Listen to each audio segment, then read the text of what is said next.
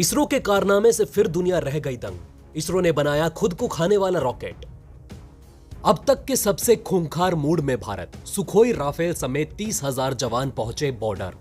नमस्कार दोस्तों, स्वागत है आप सभी का हमारे चैनल पर। तो चलिए दोस्तों, बिना किसी देरी के जानते हैं इन सारी खबरों के बारे में विस्तार से। दोस्तों, आपको यकीन नहीं होगा कि दुनिया की सबसे सफल स्पेस एजेंसी यानी कि इसरो ऐसे फ्यूचरिस्टिक स्पेस टेक्नोलॉजी पर काम कर रही है जिसके बारे में आप सोच भी नहीं सकते। जी हां दोस्तों, हम सभी जानते हैं कि नामुमकिन को मुमकिन करने में इसरो को महारत हासिल है।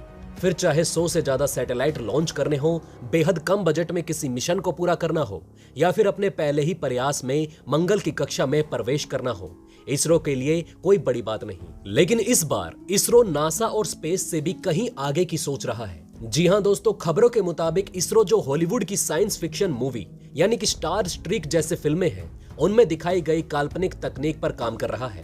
आप नवभारत टाइम की इस रिपोर्ट को देखिए जिसमें लिखा हुआ है कि इसरो एक ऐसे फ्यूचरिस्टिक टेक्निक पर काम कर रहा है जिनके तहत बनने वाले रॉकेट अपना काम होने के बाद खुद को ही निगल जाएंगे।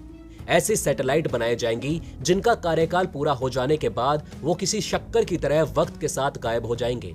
दोस्तों, आपको बता दें कि इसरो के चीफ के सिवान ने टाइम्स ऑफ इंडिया से बात करते हुए कहा कि वो ऐसे खास मटेरियल की तलाश में है जो कि मोटर के साथ खुद को भी खत्म कर दे।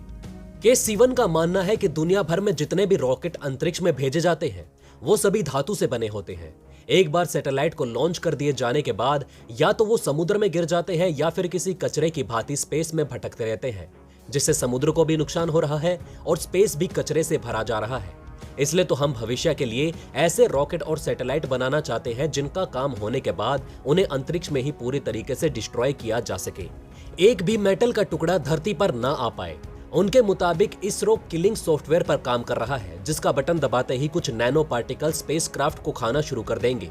ये एक ऐसी तकनीक होगी जिसके इस्तेमाल से रॉकेट के उड़ान के दौरान आई तकनीकी खराबी भी ठीक की जा सके और इन रॉकेट की उम्र हो जाने के बाद उन्हें ऑटोमेटिक तरीके से डिस्ट्रॉय भी किया जा सकेगा। इसके लिए इसरो सेल्फ हीलिंग और सेल्फ डिस्ट्रॉइंग मटेरियल को तलाश रहा है। इन लाजवाब तकनीकों के अलावा ISRO make in space concept, quantum communication और एडवांस रडार पर भी काम कर रहा है ताकि भविष्य के लिए भारत को तैयार रखा जा सके। तो दोस्तों, इसरो के इन लाजवाब प्रोजेक्ट के लिए एक जय हिंद जरूर लिखेगा। तो वहीं दोस्तों, इन दिनों भारतीय सेना की ओर से कुछ ऐसी खबरें सुनने को मिल रही है कि जिसने चीन को हैरत में डाल दिया है।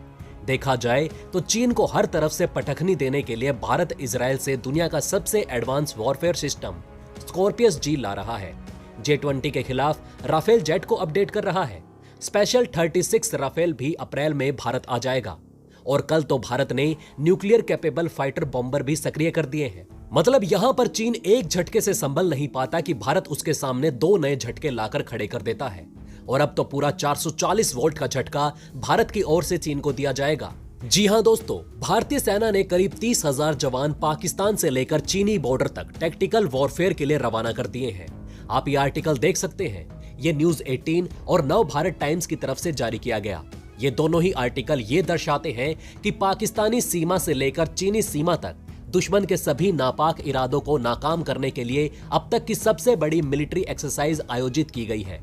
ये इंडियन आर्मी द्वारा आयोजित किया गया थिएटर लेवल एक्सरसाइज रहेगा जिसमें तकरीबन 30,000 जवान हिस्सा लेंगे। Joint military exercise Gujarat Rajasthan से लेकर लेह लद्दाख तक किया जाएगा। इससे पहले कभी इतनी बड़ी मिलिट्री ड्रिल सेना ने आयोजित नहीं की। आपको बता दें कि इस मेगा एक्सरसाइज में army, air force, navy, border security force, Indian coast guard, यहां तक कि नेशनल इंटेलिजेंस ऑर्गेनाइजेशन का भी हिस्सा रहेगा।